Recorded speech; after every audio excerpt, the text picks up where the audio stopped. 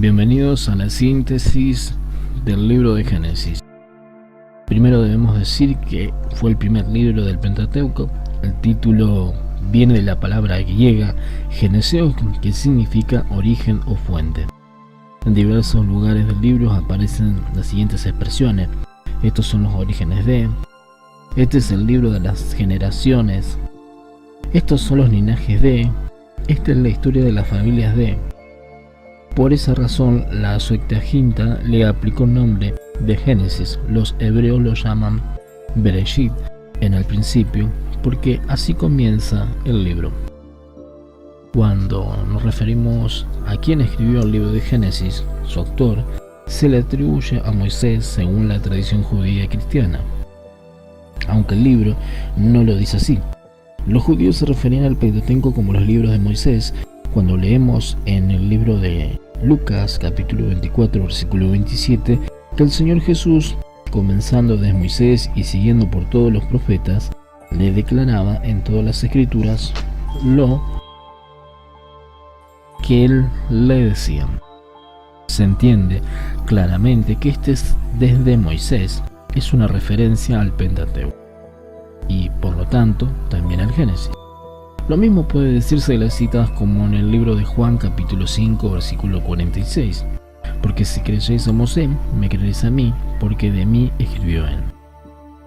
Algunos señalan, sin embargo, que es la forma en que se hacía referencia a los libros del Pentateuco, no implica necesariamente la autoría del líder hebreo. No obstante, la mayoría de los creyentes opinan que el origen del libro de Génesis está en los tiempos de Moisés, aunque no puede descartarse que en el devenir de las edades se hicieron modificaciones hasta llegar a la forma actual del Pentateuco. Ahora, hablando del propósito, vamos a encontrar que en Génesis relata la historia de cómo Dios creó al universo, sus relaciones con el hombre, la caída de este y en la forma en que comienza a desarrollarse los planes redentores de Dios a través de la elección de una persona, es decir, de Abraham, que vendrá a ser de bendición para toda la humanidad por medio de su descendencia. La narración histórica termina cuando Jacob y sus hijos están viviendo en Egipto, lo que continuará expuesto en el libro de Éxodo. Si no se tiene esto en cuenta y se pretenden para este libro otros propósitos, será fácil caer en contradicciones y confusiones. Muchos críticos de Génesis dan la apariencia de que vinieron a buscar en él cosas que se encuentran totalmente fuera del propósito del libro. Génesis no es una cosmogonía ni una historia geológica de la Tierra. No intenta describir la creación del universo. Toca ese asunto solamente para enmarcar su tema y colocarlo en una perspectiva histórica muy general. Pero tiene que hacer una grandiosa síntesis de este y otros aspectos para centrarse luego en su trama. No narra la historia de los inicios de la creación, sino de los comienzos de la redención. Los grandes síntesis de Génesis, sin embargo, no son mitos, ni fábula, ni parábolas, son historias expresadas en pocas palabras.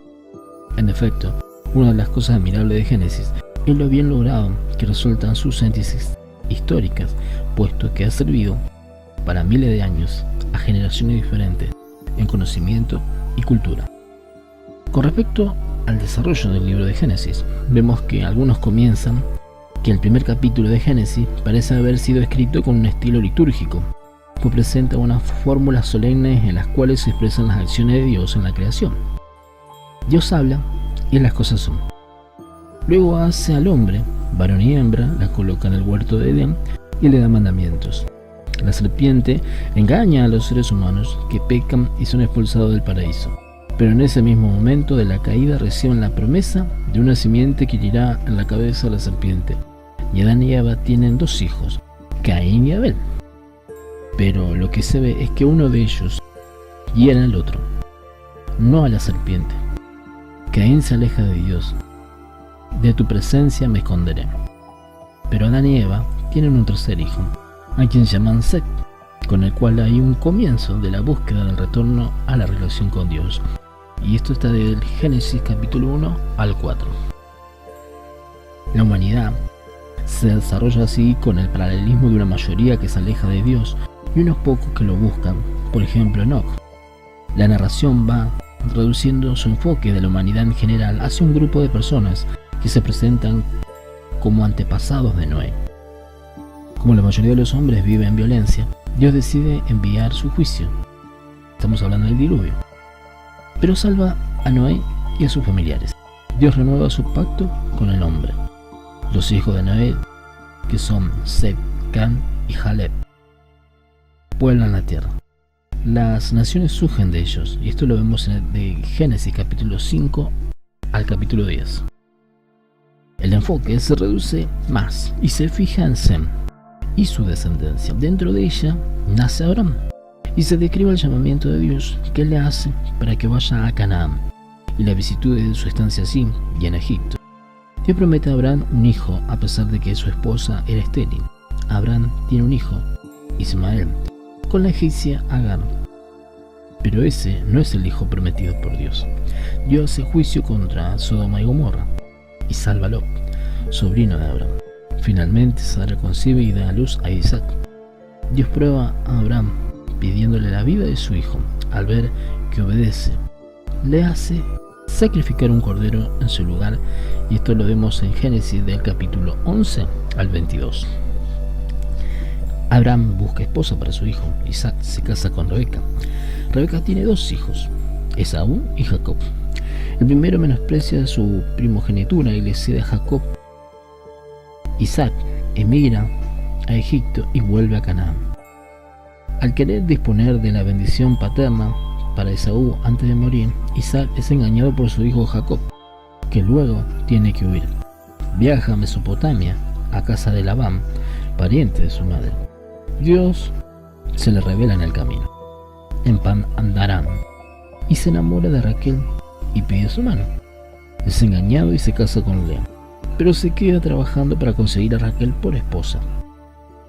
Tiene hijos con Lea, con Bilba, la sierva de Raquel, con Silpa, la sierva de Lea, y finalmente con Raquel. Un total de 12 varones y una hembra.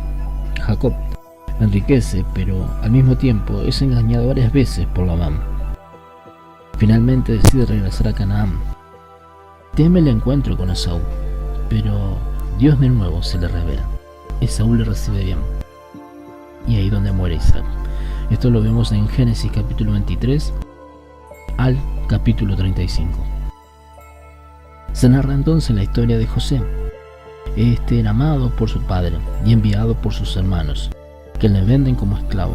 Es llevado a Egipto, donde la bendición de Dios lo acompaña y llega a ser primer ministro de Faraón, y organiza al país por un periodo de abundancia y otro de hambre. En medio del segundo, sus hermanos tienen que venir 2 veces a comprar alimento a Egipto. José la atiende, pero no se revela a ellos, sino en el segundo viaje. Manda a buscar a su padre Jacob y a sus familiares, que desciende así a vivir en Egipto, donde el faraón le asigna tierras. Se ofrece la lista de las 12 familias de los hijos de Jacob. Este muere tras bendecirlo. José le entierra en Canaán, en la cueva de Macpela. José ratifica su perdón a sus hermanos y le dice: Dios ciertamente os visitará y os hará subir de esta tierra a la tierra que juró a Abraham, a Isaac y Jacob. Muere José y es puesto en un ataúd en Egipto. Esto lo vemos desde Génesis capítulo 36 al capítulo 50. Y de esta forma terminamos la síntesis del libro de Génesis.